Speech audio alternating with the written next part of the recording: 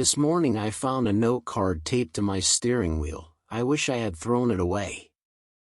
When I reached my car this morning in the apartment complex parking lot, I noticed a white 3x5-inch note card taped to my steering wheel.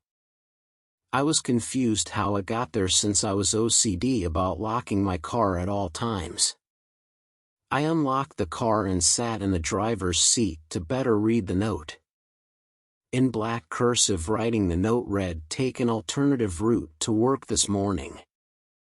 I stared at the note card for a good minute, trying to process how in the hell it would have gotten there.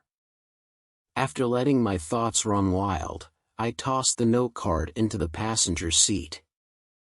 I started driving my usual route to work, thinking this was some kind of joke. As I waited at the red light to turn onto the highway, I picked back up the note card and stared at the message again. In a manner aimed more towards speaking to myself, I blurted the words out, "Why the hell would I take a different route to work that would make it almost a 45-minute drive?" Realizing I was talking to a note card, I looked at myself in my rearview mirror and laughed. The note card slipped out of my hand and fell on its reverse side onto my lap. Another note was written on the backside that stated, "There will be a shooting at the red light after you get off the highway exit ramp. You will be shot if you take that route." I felt a sickening knot in my stomach after reading. I flinched once I heard the car honk behind me, irritated by my distraction from the light which turned green. I stepped on the gas and U-turned away from the highway exit, almost causing a wreck as I did so. I took the long way to work and arrived about 20 minutes late. My boss, Butch, called me to his office the second I walked through the front door. I still had the note card in my hand and quickly folded it in half, shoving it into my back pocket. "Why the hell were you late?" Butch said. "I just had a rough morning and I had to take the back roads to get here," I said. "Son, you're full of nothing but excuses. This is why I am passing you up for promotion. I can't have a senior manager working under me that can't take responsibility for the little things he screws up," said Butch. "But sir, I have the highest performance numbers of any other manager here in this building. You have nobody else here that has brought this company as much money as me," I said with passionate anger. "Results driven, yes you are, but dependable? After this morning's late instance, I just don't see you as a fit for a senior manager. I need someone who is consistent. You can leave the office now, this conversation is over." I stormed out of the office and walked back to my car so I could just be alone and cool myself down. Still pissed off, I grabbed the folded note card from my back pocket. I shouted out loud in my car at the note card. "Stupid magic note card. Does Butch just not like me or something? Why would he pass me up knowing I'm the best performer? This was the only time I have ever been late," I yelled with veins pumping in my head. I opened the folded note card, my anger quickly turning to shock once I saw a longer message this time. The message was written in the same cursive writing. "Butch passed you up for promotion because he is having an affair with one of your coworkers. He was looking for a reason to downplay your hard work. He will announce her promotion tomorrow morning." The anger came back into my flushed red cheeks after reading.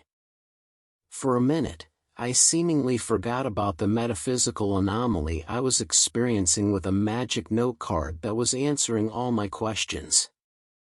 Instead, my anger got the best of me, filling me with thoughts of going back into the office and beating Butch over the head with whatever I could find. Remembering that the note card answered my question this morning with a continued note on its reverse side, I yelled out loud how Butch could just get away with that and if I had any shot of promotion in that company. I flipped the note card over and saw the answer to my question. The note read, "He will commit suicide in 2 weeks. Before that, he will take the life of your coworker he is sleeping with. She gave him HIV. There will be 2 open positions as a result, both of which you will be able to apply to." I sat in silence reading the note over and over, feeling disturbed and uneasy. I wasn't supposed to know this. It felt pervasive and wrong to have access to this kind of information. I decided I needed to just go home and drove off, folding the note card and putting it back in my pocket. I noticed police cars as I turned into the ramp leading to the highway. Several cars were littered with bullet holes. I got home and poured myself a glass of whiskey, hoping the alcohol would somehow unlock a logical algorithm in my brain to help me understand what just happened today. I brought the bottle of whiskey to my office room, where I logged into my computer and started Googling anything related to a note card suddenly appearing to anyone. I found nothing but links to fictional books.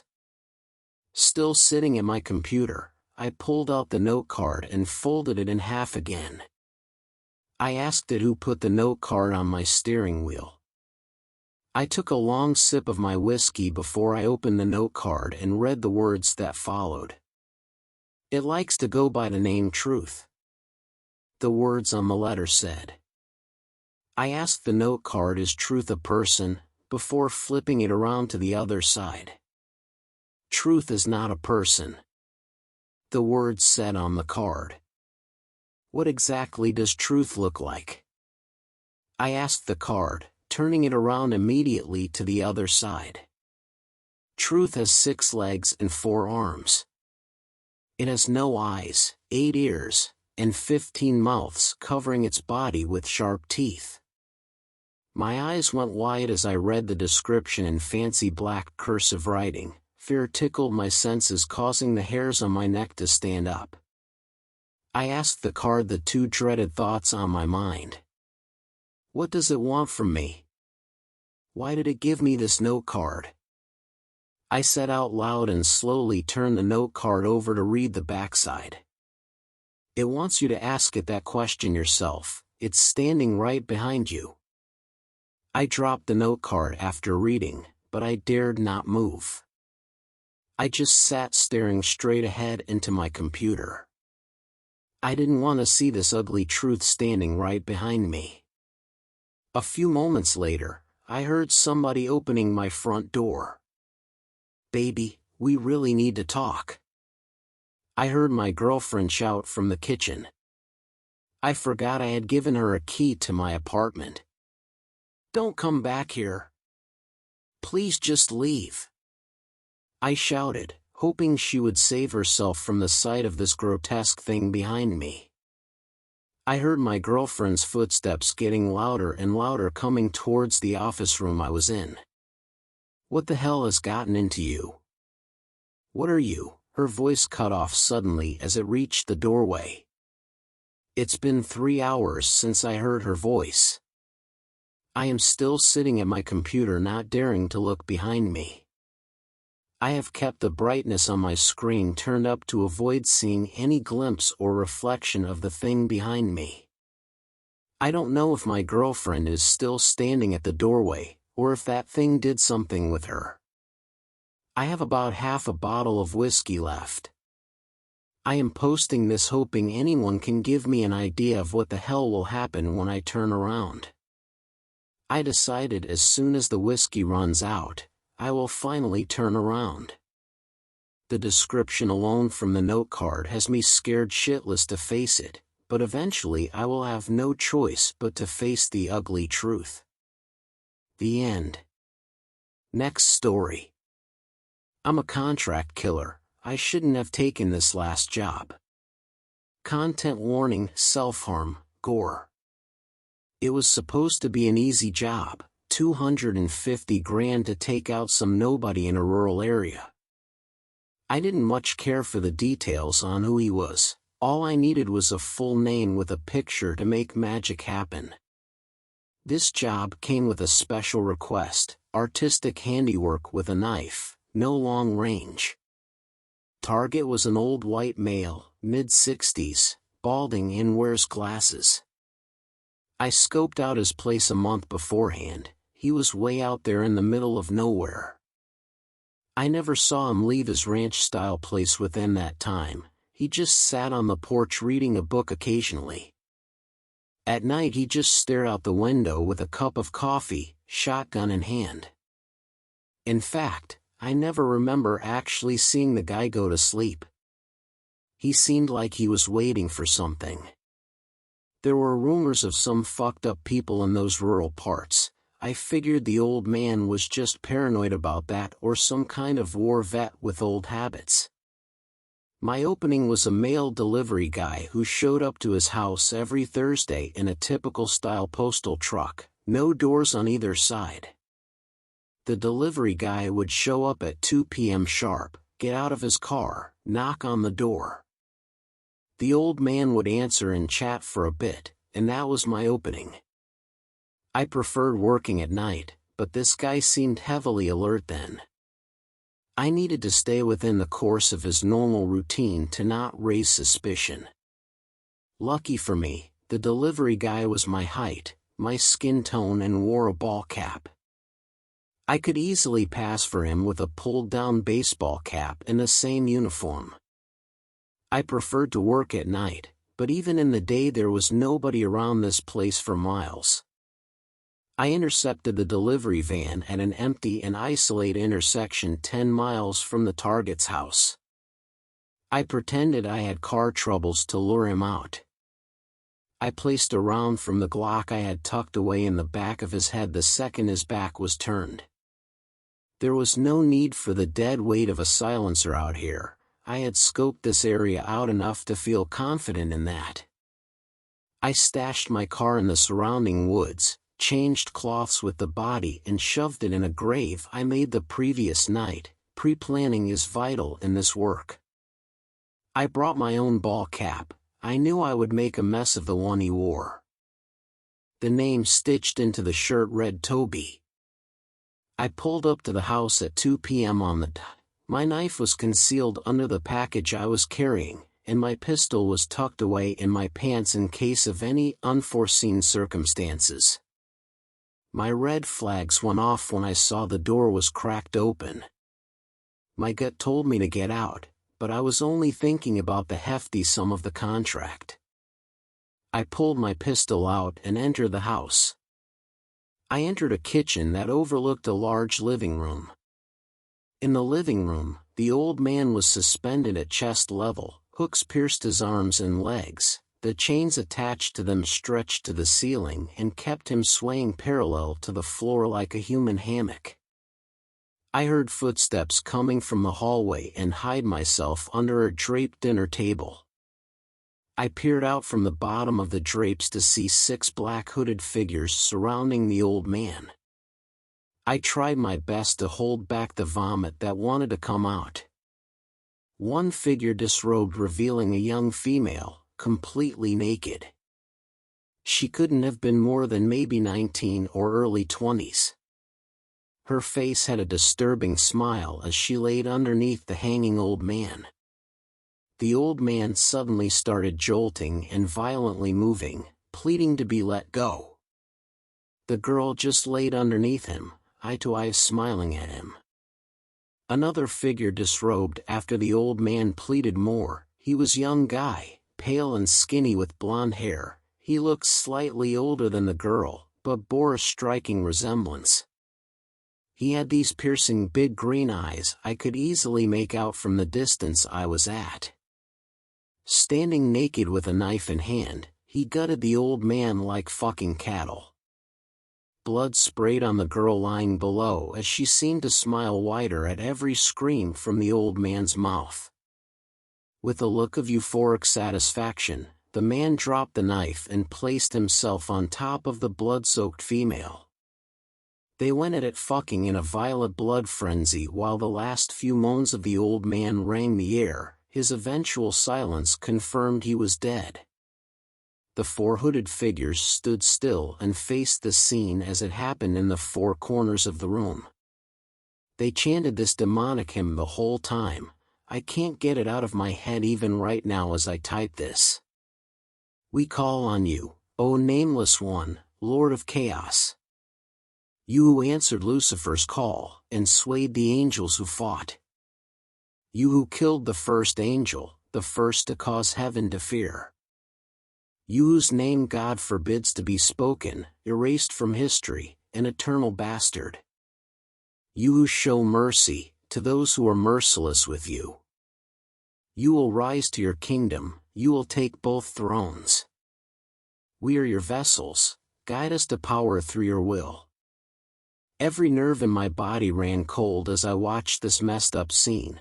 I wanted to run for the door, but I was scared shitless to move. The door was a clear-shot visual from the ritual taking place. No way I could have gotten out without being seen. I did have a gun, but I didn't want to risk the possibility of some asshole friend of theirs outside locked and loaded. The old man had at least a shotgun in the house from when I observed him at night, and I had no visual on it. With my mind running in different directions for an opportunity to get out of there, I heard the young blonde guy starting to scream. "Oh, thank you, my lord. Thank you for your graceful presence in me," he screamed. The guy fell to the floor and started convulsing. He laid still for a few moments, then slowly picked himself up, keeping his eyes closed. When he finally opened his eyes, they weren't green anymore. Both his eyes were a blinding yellow, almost like gold, no pupils. I had to turn my head at first because it almost hurt to look at them. When I put my eyes back below the space of the tablecloth to see the event unfolding, I was met with the two yellow eyes. He was poised like a cat with his head bent enough to meet me at eye level. Before I could scream, he grabbed me by my neck and pulled me from under the table. I struggled to fight and violently jerked, but he stood up and lifted me over his head with one hand, like I didn't weigh a thing. My gun fell out of my hand during the struggle. He held me by my neck over his head for several moments, studying me, tilting his head left to right occasionally. He finally threw me on the table and spoke after ripping the stitched lettering that said Toby on my shirt. "You're not Toby. Don't you know it's rude to go where you weren't invited?" His deep voice rattled my brain. He smiled as he spoke, and the other people in the room were now bowing on their hands and knees directly behind him. "I think you should join us in a game, since you're already here. How about hide and seek?" The hooded figures and blood-soaked girl suddenly started going crazy once he said hide and seek. They jumped up and down, clapping their hands like little kids, shouting over and over, "Hide and seek, hide and seek." He put his right hand up in the air, and everyone immediately shut up and went back to bowing on their hands and knees. "There you have it, my children. We shall give him a head start. First prize to the one who finds him, his genitals," he said with a grin. I freaked the fuck out when he said this. Flight mode kicked in and I rolled off the table and sprinted for the door. The sunlight of the day was still bright as I sprinted to the van. Once I got to it, the gold-eyed thing was sitting in the driver's seat, still naked and blood-soaked. Startled, I fell to the ground while gasping for breath. "I almost forgot, tell Toby he's late when you see him." He stepped out of the van and casually walked back into the house. I jetted the hell out of there as fast as I could floor the van. In the rear view I noticed a lot of hooded figures standing on the porch of the house, way more than what was in that room with me, probably close to 20. I got back to the site where I stashed my car. I just wanted to get the fuck out of there and far away. Before I could open the door, I saw a reflection in the window of someone standing directly behind me. A tall olive-skinned guy, nothing on but his underwear, dirt all over him from digging himself out of that grave, a hole where his right eye used to be with oozing remnants of it. It was Toby. "I killed you," I said. "Anything is possible in the grace of the Nameless One," Toby said. Toby smashed my face into the driver's side window and turned me around to face him while I was dazed. His one good eye stared me up and down as he kept one hand on my throat. "Did he speak to you? Did you see him?" he said in a way that sounded like a kid getting excited. "He said you're late," was the only thing I could think of to say while I was dazed and bleeding. Tears immediately fell from Toby's good eye. He clenched my throat harder and felt through my pants. He grabbed the knife I had tucked away. "It's not my fault," he yelled as he let me go. "It's not my fault. It's not my fault. It's not my fault," he yelled, sobbing and crying. Toby then dropped his underwear to the ground, still sobbing.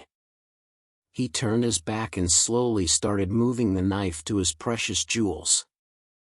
I didn't stay around to see that shit. I hoisted myself into my car with what little strength I had left and hit the engine.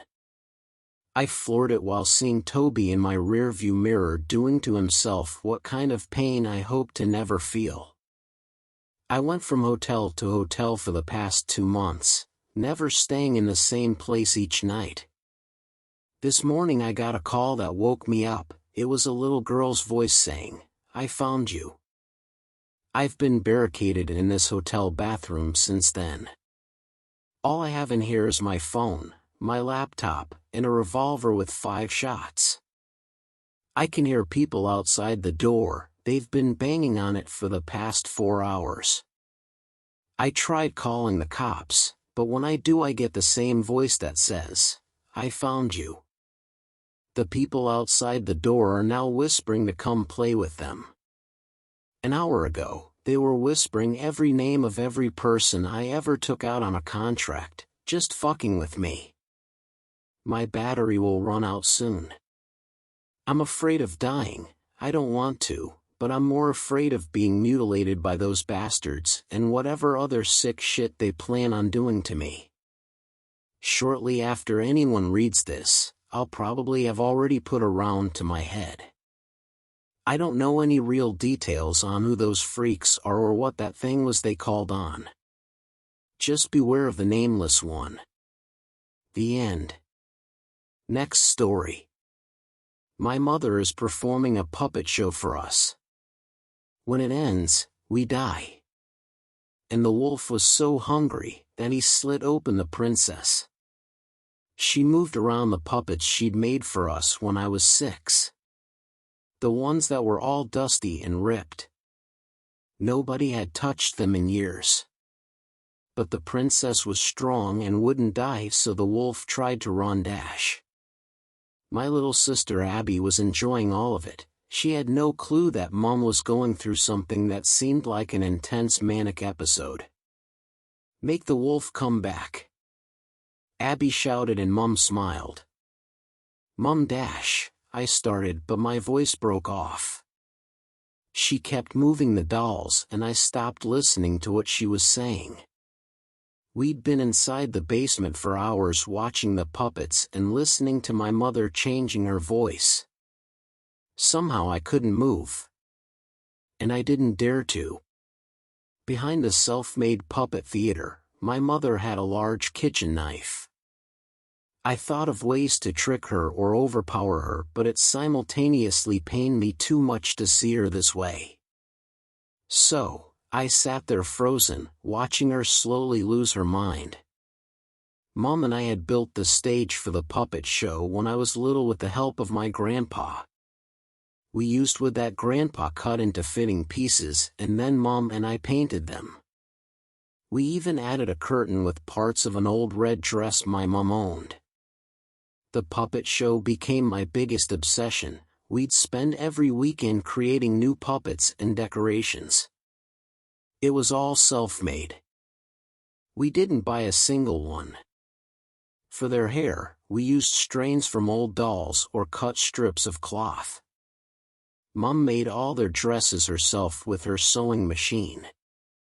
When I look back at my childhood, those are some of my sweetest memories. But as I got older, we stopped using the puppet show. When my sister Abby was born many years later, puppets weren't really in fashion anymore, so the whole ensemble moved to our basement. I'd moved out of my childhood home years ago but still regularly visit my family. Today was one of those random visits. I still had my key, so I let myself in. After closing the door shut and shouting hello, I waited for a response, but the house was eerily quiet. My mom had said she'd be home all day. "Hello?" "I'm home," I shouted again, this time louder, and then I heard my sister calling me from the basement. I took off my coat and then walked down the narrow steps to the basement. Our basement was only one room, filled with boxes and a bit of old furniture. When I saw that my mother was presenting a show with our old puppet set for my sister, I couldn't help but grin. This was the last thing I was expecting to see. Abby was wearing a cute little dress and a crown and kept giggling. "What's going on here?" I said in my best older brother's voice. Abby was 13 years younger than me, so we always had a very playful relationship. "A puppet show," Abby answered excitedly. "I always thought she didn't like this thing," I said towards my mom, who was crouching behind the wooden box that was our puppet theater. I took a seat on the carpet next to Abby and saw that my mother was holding a jester puppet in her hand, one of the first ones we had made back then. "The princess demanded a show. Who am I to resist?" she said in a deep voice, and Abby looked at me and nodded. The nostalgia immediately hit me, and I stayed there, watching the little show my mother put up for us. It took me a little while, however, to realize some of the stories were specifically directed at me. She switched the jester with a witch and changed her voice again to make it sound more rusty and creaky.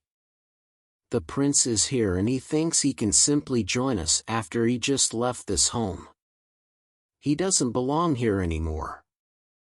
The prince was the puppet my mother had specially made for me back then.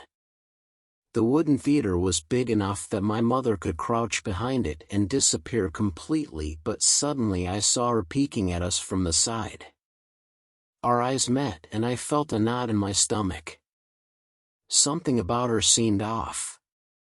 I looked at Abby, who didn't seem to notice a thing. Suddenly my mother dropped the puppet of the prince and continued a whole different story as if nothing had happened. This is the story of the frog and the witch who could not make a wish. The frog was purple, the witch was orange. Colors are fun, and numbers are too.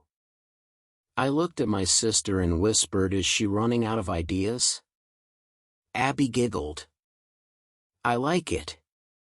Abby was 5.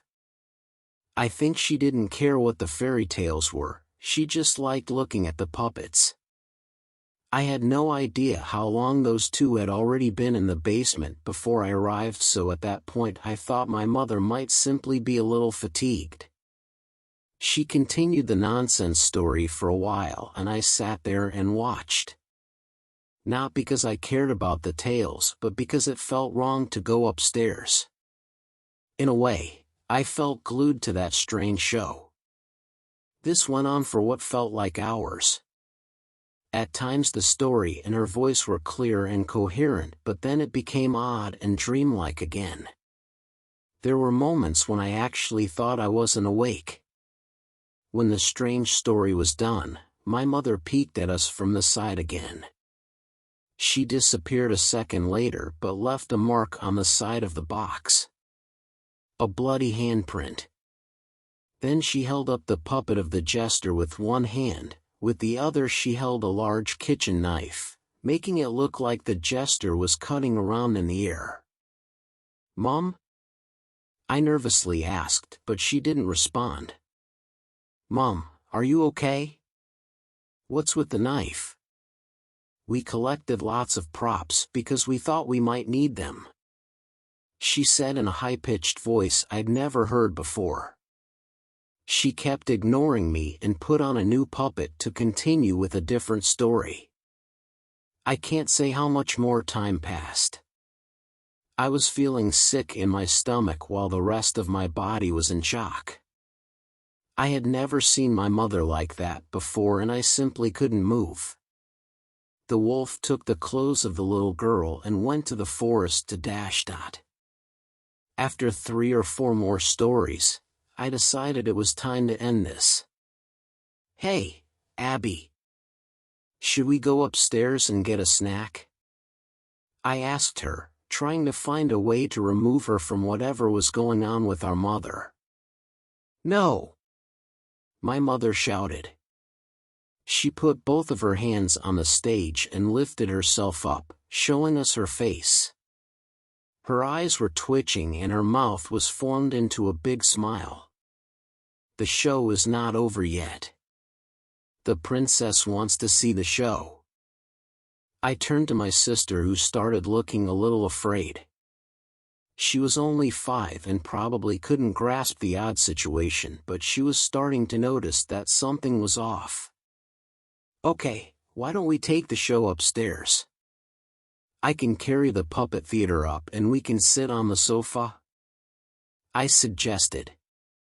My mother stayed silent for a while. I slowly got ready to get up until Mom started speaking again.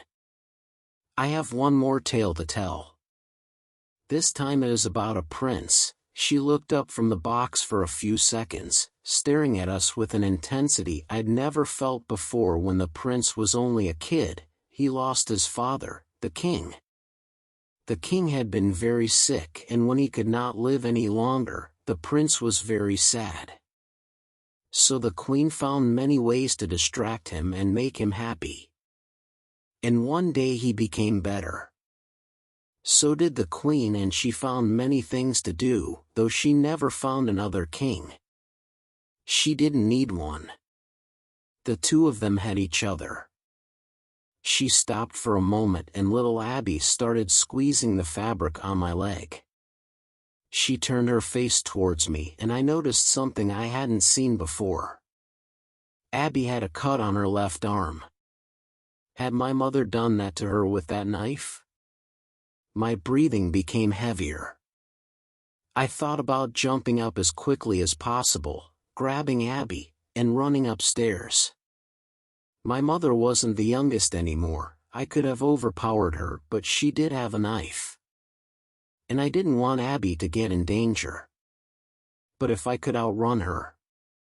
But then, one day, there was a princess and she was the sweetest thing she'd ever seen. She continued the story, her voice getting louder.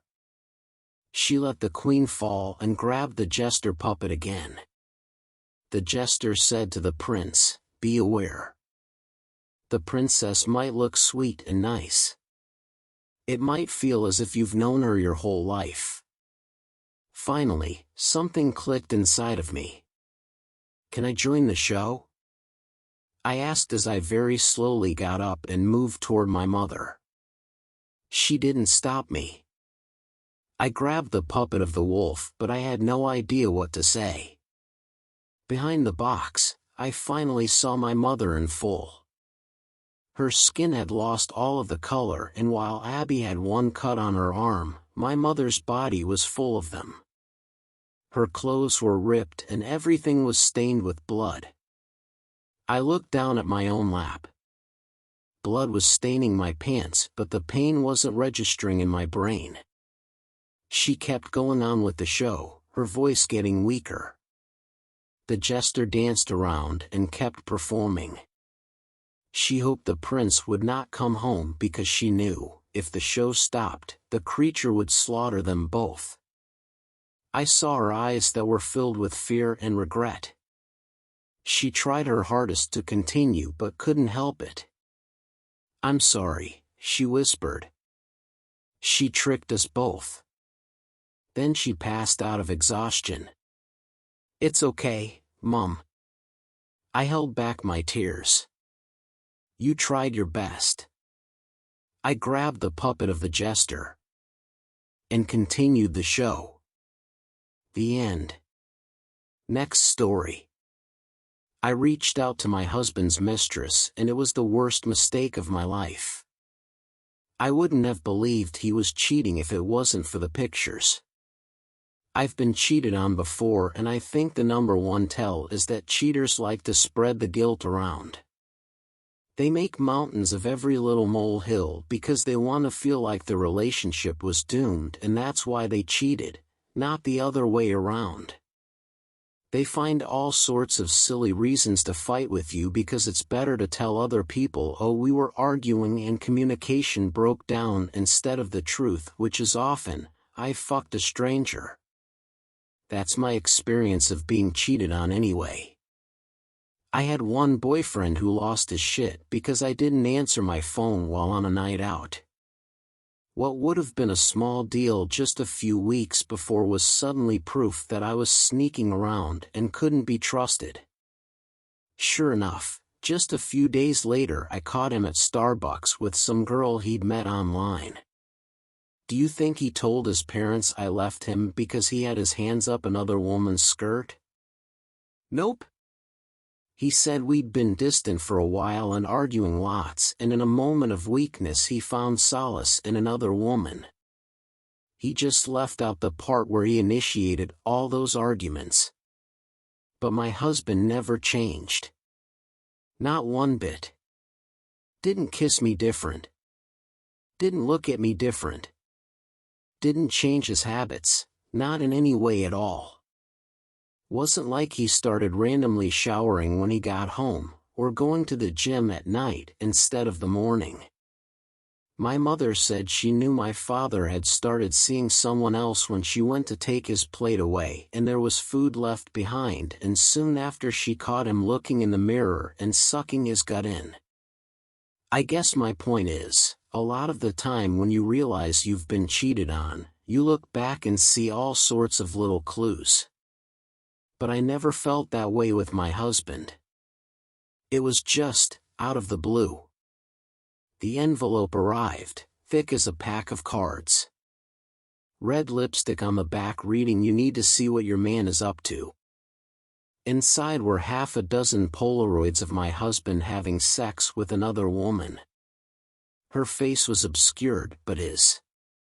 He had a strange look about him. Blank eyes. A strange expression. But it was so clearly him. I remember feeling so shocked that everything took on a hint of the surreal. Sounds stupid, but for the first few seconds I stared at the photos dumbfounded and just thought, good God. Where does he find the time? Dumb. Here I was facing proof of the ultimate betrayal, and I was trying to figure out the logistics. It was a good point though, in a weird kind of way. He worked 9 hours a day, and only 2 days a week in the office, and that was a 90-minute commute. His morning routine was to wake up at 6 a.m., go for a run, cook breakfast, shower, shave, do the crossword, drive to work. I mean really, there wasn't a lot of time where I thought he could even meet another woman. Let alone build a whole new relationship. I didn't say anything when he got home. If he was such a good actor, I wanted to be one too. At least in the short term. I wanted control of the situation. And most importantly, I wanted control of myself. Didn't want to burst into tears the second I challenged him. Still, I barely slept that night. I stayed up going through the mechanisms of it all. Was she an escort? I thought that might explain the time constraints. A man could get one of those off the intern, real easy. He wouldn't have to wine and dine anyone then. What would he need, really? Some cash and half hours somewhere private? And let's be honest with ourselves, Men and women both, half-hour is a bit of an overestimate. For most guys I've been with it's closer to a commercial break. I studied the pictures very closely looking for answers to these weird questions. From the looks of it they were going at it in someone's living room. I figured he might have found a prostitute with her own place nearby. Although I wasn't necessarily married to the prostitute idea. Really my theory was that whoever he found, they had to be pretty comfortable with no romance. In and out, you know? He was only out of the house 2 days a week. And I knew he really did go to the office because he was once late due to traffic and his boss called up furious and I had to offer up all sorts of excuses. Still, just to be sure I started testing him in the following days. I'd call his desk phone at random and he was always there. I even called up the receptionist and I said I wanted to send him some flowers for our anniversary, so was there a specific time I should avoid having the delivery guy turn up? And she said no, he was pretty much always at his desk except for maybe 20 minutes at lunch. That meant that whoever he was carrying on with, they had to be meeting up at lunch and doing it all in record time. Which was pretty odd if you asked me. I mean, I had hard proof in my hands so I couldn't doubt it, but yeah, it was odd to think of him sprinting out to some random woman's house to have sex. If this was an affair, how did it start? What were the terms? What did they both get out of it? I mean, it wasn't like he had stopped showing affection to me. Don't get me wrong, after the first picture I immediately withdrew all intimacy. But what I'm saying is in the run-up to me finding out it wasn't like he stopped having sex with me or even reduced the amount. I suppose he'd always had a bit of a high sex drive. We both had. I just found it strange. Whatever this affair was, it pretty much had to be sex and nothing else. But at the same time, why not just get a little more sex from me? In the scheme of things he was ruining our marriage for like 25% more sex. That struck me as weird so, in my head I kept going over the whole scenario again and again. If it was just more sex he wanted, why not have more sex with me? I did this when my dad left, by the way. Tried to rationalize it. Made it into a kind of mystery that had to be solved. Why weren't we enough? Was it because he wanted a son? Or because my mother and I were too close and had nothing in common with him? The other woman he left us for wasn't some young bimbo either. She was my mother's age, so what was so different about her? What did this woman give him that his home life couldn't? I remember I saw her in the car once, sitting there while he came to the door to see me for an hour or two while Mom went round back because she couldn't stand the sight of him, and I'd expected some done-up blonde bimbo but no, just another middle-aged woman who even looked a bit like my mom did. They say history repeats itself. The other woman in those Polaroids looked like me too. Hardly some teenage porn star. I couldn't see her face. There was always something blocking it. But she had long brown hair. Similar build. Similar age. Sounds weird, but I think it would have hurt less if he'd been screwing some blonde in a cheerleader outfit. As it was every time I looked at those photos I couldn't escape the feeling that something very specific must be wrong with me, and it couldn't be some shallow physical thing.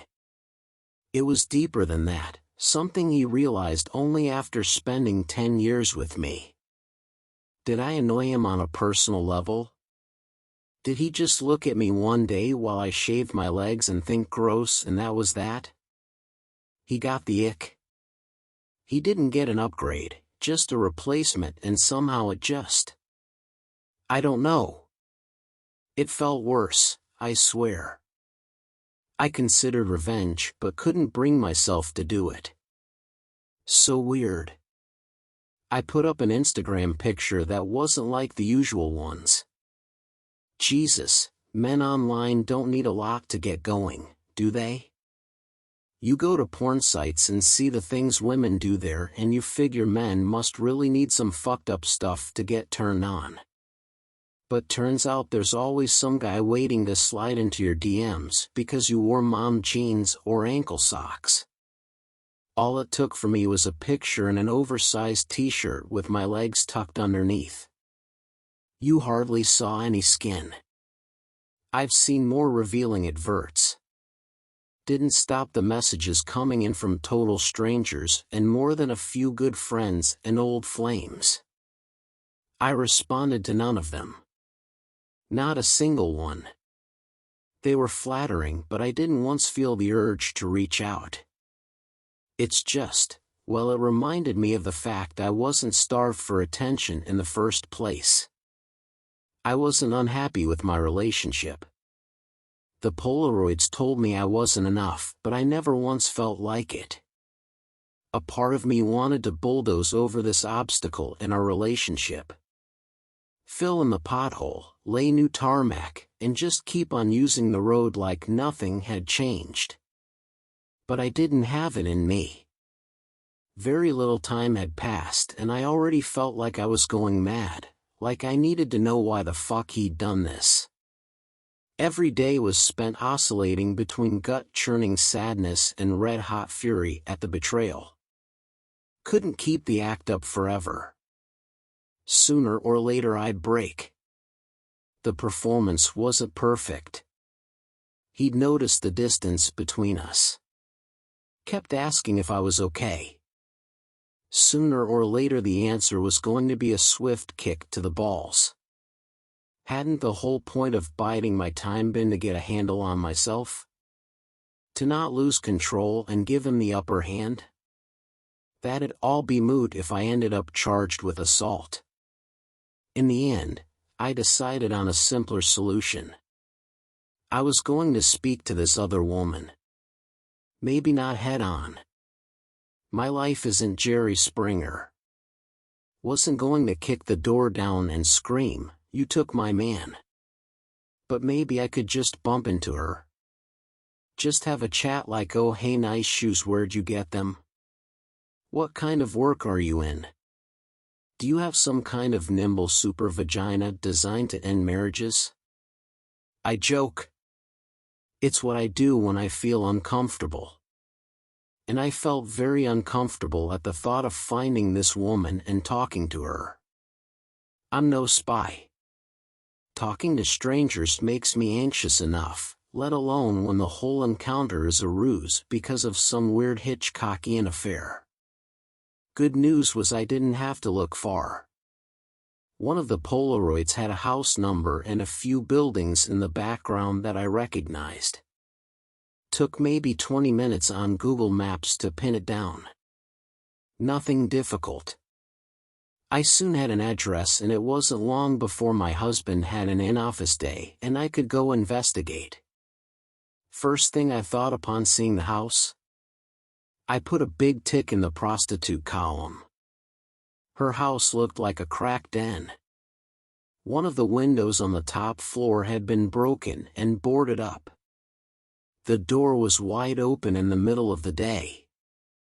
The garden was an absolute mess of overgrown weeds and random crap that it looked like passers-by had tossed over the wall but the owners had never cleaned up. It was just all very gray and dingy. It really did look like the kind of place drug dealers would squat. I even checked the telephone poles for a pair of shoes hanging off the wires. I felt pretty sketchy waiting in my car, but it seemed to beat getting out for a walk. I kept thinking I was gonna see her come or go, but it just never happened. All I managed was to waste a few hours. I did take some time to compare the Polaroids to the living room window, and it was definitely the same room. Unfortunately, staring at those pictures riled me up. There she was on the sofa, bent over, hair hanging over her face, and there he was behind her. And here I was, in my car, meekly staring at the exact spot I'd been betrayed. It wound me up so bad that I got out of the car and felt a little closer to that Jerry Springer moment I always told myself I'd never have. I think all the weeks of stress and wondering had started to wear me a bit thin because I was already teary-eyed before I'd passed the garden gate. And my husband, who'd gotten home by now, was texting me wondering where I was, and I kept ignoring him. Time was passing too quickly when I just wanted it to stand still for a little longer. It felt like now or never. This was the breaking point. I had to know. If she was in there, or if there was some proof he'd been in there, I had to know. I knocked, but got no answer. Since the door was open, I leaned around and had a little peek inside, but ended up nudging it with my elbow and pushed it open even further. The hinges let out a terrible screech, like they'd been standing still for weeks or even months. If someone was in there, they should have come running at the sound, but nothing. Once I was sure I was alone, I stepped inside and revised my earlier opinion. It wasn't a crack den. It was more like a crime scene. Everything was, well, sorta clean. Not destitute.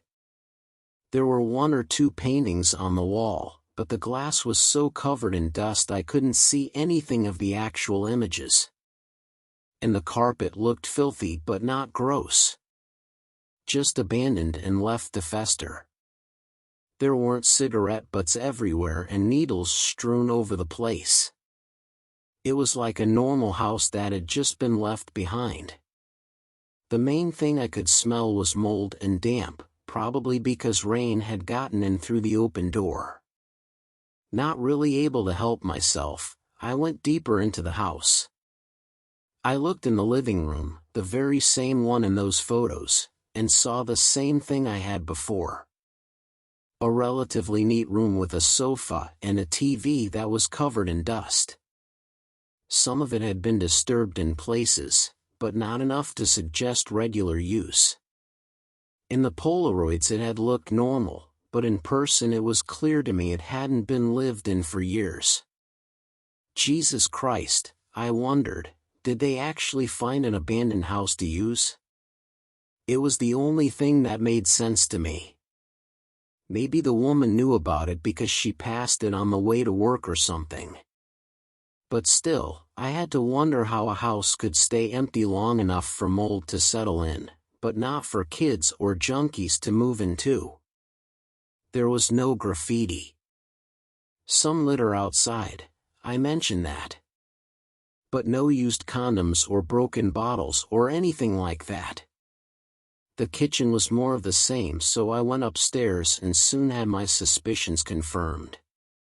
First bedroom on the right. Yellow police tape all over the door frame, although it had since been torn down. Now it just hung there like old streamers from a party that had gone wrong. My God, I realized. It actually is a crime scene. Obviously, I looked inside. I think up until then I'd fixated a little too much on my social anxiety.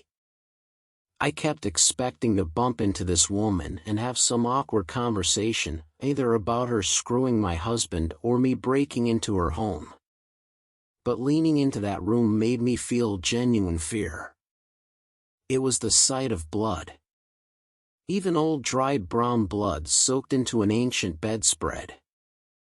I'd never seen anything like it. Not in that quantity. And not strewn around so violently. The bed itself had been massacred. Gore-soaked foam and feathers had caked all around the stab marks in the mattress, and there was blood all up the walls and ceiling. Looking at it gave me an immediate sense of what had happened. Someone had laid there and another person had gone at them with a big knife, maybe kneeling over them. Just bang bang bang, one vicious downward thrust after another. I really can't put it into words just how vivid it felt. One of those scenes your brain can't help but put back together. Now, who the fuck would want to have sex in a house where that had happened? Whoever this woman was, I decided she was a freak. I decided any confrontation I was gonna have about this affair could be between my husband and me in the safety of my own home where I could lock all the doors. I turned and left, hurried down the stairs, but only got halfway when I heard something strange coming from behind. A giggle that cut through the ambient sounds of my quiet footsteps and the distant traffic. Something about it made me freeze on the spot. It wasn't the laugh of a sane person. I already figured that if this woman lived here she must have a screw loose, but hearing her chuckle behind me like that made my skin crawl. A part of me wanted to avoid turning around. Partly because it felt like I'd be coming face to face with the woman who'd destroyed my marriage, but also because I was starting to feel genuinely afraid. What the hell was this place? And who the hell would live here, in these conditions? I don't know what got me to turn around in the end.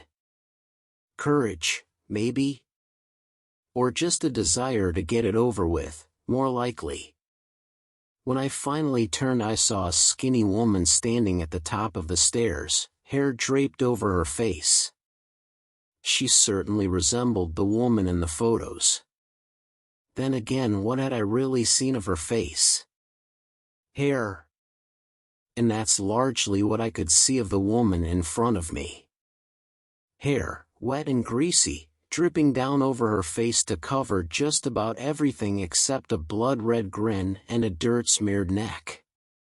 Beneath that was a body right out of Oliver Twist. Thin and scraggly, clothes hanging loose. Bare feet poking out over the top step. It's weird, but it was her toes that made me feel so uneasy. I don't like feet, and hers were like something straight out of The Hobbit, like she'd spent her whole life living in a ditch off the motorway and eating roadkill. We must have looked at each other for a whole minute before I worked up the courage to do something. She certainly didn't seem at all bothered with the silence. I half suspect she would have stayed there all night looking at me atop the stairs. "Excuse me," I stammered, and she jerked up in response. "Excuse me," she squealed in a girlish imitation. Her voice, like nails on a chalkboard, had an almost physical presence to it that pushed me down one step. Without missing a beat, moving after me like a mirrored reflection, she followed down the stairs one step also. I didn't realize. I didn't realize, she crooned while tilting her left and right. The impression I got right there was of a crow imitating speech. I'll just. She grinned and I got a glimpse of bloody teeth. I could feel it. The tension. The palpable capacity for violence that lurked in the air. She used it out of every cell in her body. The promise of a thumbtack and a mouthful of food. Any second now, I told myself, and she's gonna leap down onto me and bang bang bang bang, one vicious downward thrust after another, just like that bed. Her hands were behind her back and I had no doubt they were clutching something sharp. Fuck this. I cried and turned, making a run for the door. It wasn't far. Maybe 5 meters at most, but every single step felt like an eternity as I kept waiting to feel something at my back. A blade slicing between my shoulder blades. A hand latching onto my jacket and dragging me backwards. The shove of her body leaping up onto my back, slimy hands reaching around to slit my throat while her weight forced me to my knees. But I made the door free and clear and ran straight to my car. I didn't stop until I'd gotten in and locked all the doors. Even then I only risked one brief glance up at the doorway and saw that it was empty before I turned the ignition and slammed my foot down on the gas. I was crying as I stumbled through the front door. Unsure of what had happened, but terrified all the same, I wanted to know that I wasn't alone and cried out, but the house was quiet and empty. Lights off. No TV. No husband. I went looking and found only a letter waiting for me on the kitchen island. Nothing elaborate. Certainly not the confession I initially expected upon seeing it. It was simple, scrawled on a piece of A4 torn out of the home office printer. He didn't sign it. He didn't need to. I need a few days to process this. Please don't look for me. We can talk when I come home. Next to the letter was a bundle of Polaroids and an open envelope. You need to see what your wife is up to, had been written on the back, and it was nearly identical to the one I'd received weeks ago. The photos were much the same too, only this time the man's face was obscured and the woman's clearly visible. She looked exactly like me. Not a matter of sisters, but twins. A doppelganger, even, although something behind the eyes felt out of place. This was my own face after a night of meth or heroin, maybe. And yet still unmistakably mine. Of course, she was familiar for another reason as well. There was no mistaking that eerie grin and greasy hair. I'd met her that afternoon. I'd seen her standing at the top of the stairs, crowing my words back at me like some puppet. I couldn't begin to fathom what sick game was being played. I just knew that I had to get in contact with my husband. I tried his number, but it was hardly a surprise he didn't pick up. I tried again and again and again until, well, I think it must have been the 50th try when he finally responded. He didn't answer my calls directly. I wasn't that lucky. But he did send a voice note. Looking back, it seems so obvious. I assume this started a few weeks ago. Yeah. That's when you withdrew. At first I thought maybe I'd done something wrong, but as the days wore on it became clear to me that something deeper was at play. Never in a million years did I expect this though. I mean, maybe. I don't know. There were times. I thought maybe you were pregnant. Afraid after what happened last time. Jesus Christ, I thought it could have been anything, but not this. I need time. A day, at least, before I even speak to you. This is the last you'll hear off me until I unblock you. Please don't keep reaching out to me. I don't know if you want forgiveness or just to blame me or to try and lie your way out of it, but before any of that can happen I need a day to gather myself. I'll speak to you when I want to speak to you. Not before then. I was so frustrated with this I whipped my phone at the wall and began to cry, mewing the word stupid at myself over and over again as I realized just how badly I had been played. In hindsight, it was so obvious I could claw my own skin off with anger. Yes, I'd pulled away. Yes, my behavior had changed. Yes, I had become irritable and prone to arguing over the silliest little things. This whole thing had been a setup from the start by that crazy woman, and I'd walked right into it. Who's to say that was even my husband in those photos? I mean, if I had a look-alike, why not him? If I'd just confronted him on day one, maybe we could have made sense of it, but as it was I looked guilty as sin from where he was standing. Jesus Christ, I'd even lied to him about taking time off work. My behavior was practically the poster child for a cheating spouse. I didn't know what was being planned here, but I knew something was deeply, profoundly, wrong with it all. What the hell was this, the endgame for these sick freaks? To ruin my marriage? What the fuck am I going to do now? I whispered in despair. What the fuck am I going to do now? The words were so gentle I wondered for a moment if they had come from my own mouth. An echo, maybe even my own thoughts mistaken for actual words? But none of that was right, and I knew it. The words had a presence in the world. More than that, they had a location. Behind me. Slowly, desperately hoping that I shouldn't have to trust my own senses, I turned to face the hallway I'd just come from. Empty, and yet, why did I get the feeling it had been occupied only just a few seconds ago? Some sixth sense, perhaps. The knowledge that just because something looks safe, doesn't mean it is. Something had just ducked back out of sight as I turned. I was sure of it, but where? Our cozy little home suddenly seemed far too big for comfort. A doorway here. A stairway there. No lights aside from what I'd turned on in the kitchen when I'd rushed in. Was this really the place where my husband had held my hand every time we waited for the doctor to call? Or where we'd sat and cuddled as I read and he played games? It was wrong. All wrong. Hello? I cried out, desperately hoping that reality might suddenly snap back into place. But there was nothing. No echo. Just me. But could I trust that I was alone? My gut said no. There it was again. That itch between my shoulder blades.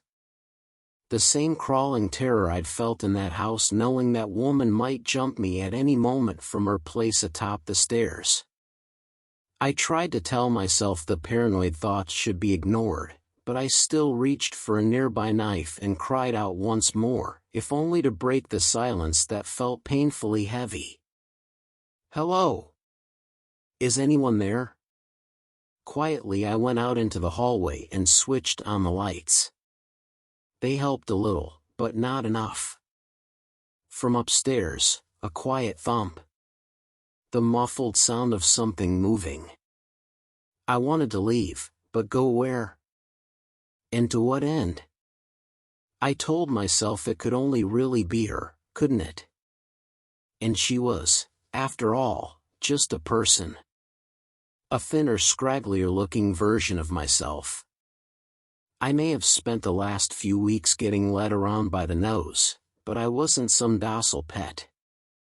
I was a person. I had agency, and I didn't want to be afraid anymore. Not in my own home. I gripped the knife harder.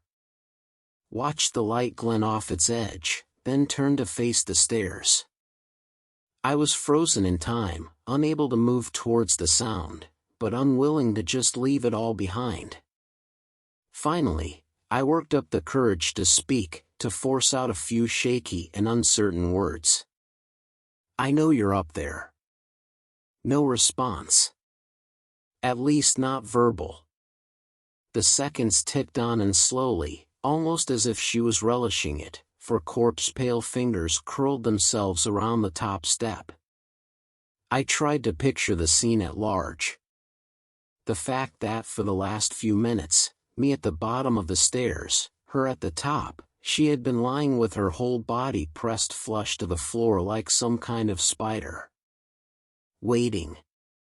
Just waiting. The thought made me feel sick, like this was far worse than a simple home invasion. And then came her face, my face, and I felt like this was just the beginning of some kind of waking nightmare. It came peering out over the top, a grin as wide as my whole head, with the head cocked to one side like a disappointed puppy. She stared at me with this distorted expression, and then, in one fluid motion, she lifted the rest of her body into sight. "What the fuck are you?" I muttered. "What the fuck are you?" she hissed back. Her mouth didn't move an inch. Something behind that horrible smile, something dark, wet and glistening, seemed to vibrate. I felt light-headed as I processed this. Felt my nerves turn to water, My hand involuntarily loosened and the knife clattered to the floor. I ran. I'm not sure there was any conscious thought behind it. Any decision, rational or otherwise. The same heady punch of terror that propelled me is the same force that made me piss myself when I heard her feet scurrying after me. The same that made me cry out like a damn child as she bore to the floor. It was only the pain of smashing my face into the cold tile that brought me out of the hysterical fear. Looking back, I think it's what saved my life. A bright red splash of blood. A single tooth sent scattering across the floor. My tongue probing the empty space of a missing incisor. The pain caused a kind of knee-jerk reaction and I kicked back as hard as I could. I made some contact. Not much. But it was enough to let me claw my way back onto my feet and run towards the door. History repeated itself, it seemed. Her behind me as I raced towards the nearest exit. But this time it was different. This time she didn't let me get away unharmed. This time she drove a kitchen knife into the meat of my calf and it hurt like nothing else I'd ever felt. It sent me toppling over as I screamed in pain. Turned my leg to jelly.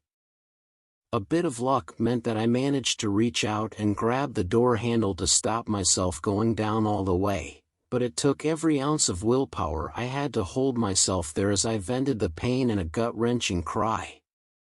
With one hand I tried to stem the bleeding in my leg, while with the other I fumbled around to open the door. It took a good few seconds. Longer than I wanted it to. Long enough for me to glance over and see her standing there, breathing so heavily her whole body shook. She might have been laughing, or maybe this was her imitating my cries of pain. I couldn't be sure, but I found myself hoping that I was going to wake up any second now. That this was a nightmare. A gross perversion of my imagination cranked up to 11. But time just kept going. One hand desperately trying to work the key in the lock, the other clutching a lump of muscle that throbbed in pain, my skin slick with hot blood.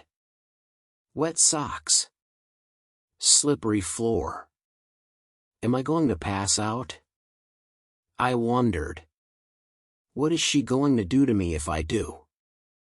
She took a step towards me, savoring my weakness. I sobbed and kicked out with my one good leg, but this sad gesture meant I lost my footing and slid down to the floor where I sat, back against the door, and watched helplessly as she stalked closer. "What do you want?" I sobbed. "What do you want?" she chirruped back at me from her frozen mouth. God, whatever was moving behind those awful teeth, it looks almost insectal. The last thing I remember before the pain became too much was her face, closer than it should be and all lit up impossibly bright by a swirling cascade of blues and reds. That face of hers, my face. It was haunting. Bloodshot eyes that darted over my features like a predator savoring its kill. And that mouth, and the chitinous things that swirled within, slowly opening wider and wider. I awoke screaming. Several orderlies, big men, pinning me down as panicked nurses and doctors worked away at my leg. One of them told me I was safe, but it took an age for the words to sink in. It was only when I remembered the lights that I began to calm. Red and blue. A neighbor had called the police in response to all the noise. When the nurses explained what had happened, I cried with relief. Whoever thought I'd be so thankful for nosy neighbors?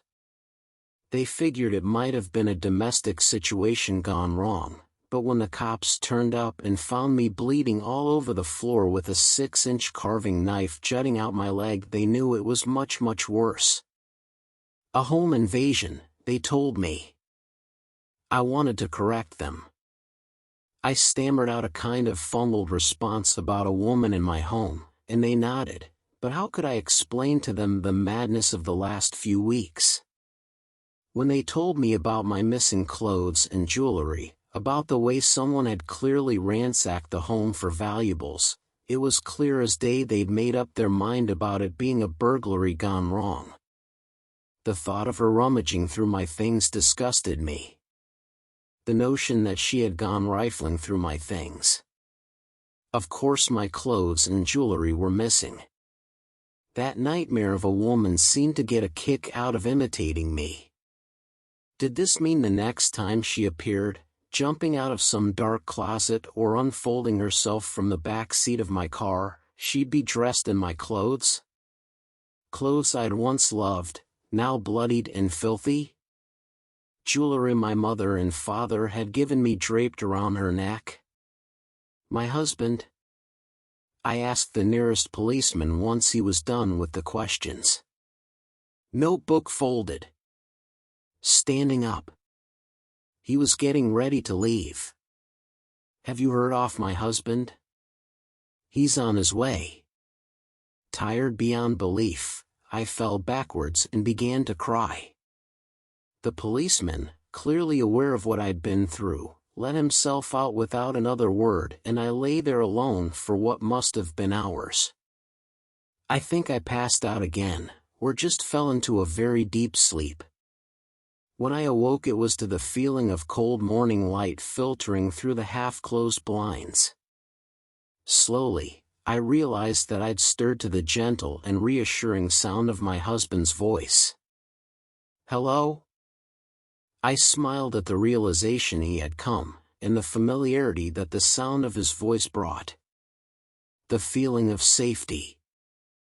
After everything I'd gone through, it meant the world to me to have him so close again. I turned over and saw him standing there, facing away from me. Daniel? I tried to keep my voice clear, but got less than halfway through his name before it turned into a great big sob. Oh, thank God you're here. Who are you? I frowned. The choice of words confused me, but my husband didn't move or turn to face me. That in itself was enough to make me sit upright. Daniel? I repeated. What are you doing in my room? Get the hell out of here. Dan? Jesus Christ. The sudden exclamation made me jump. My heart rate spiked, some machine close by began to screech, but still, my husband did not move.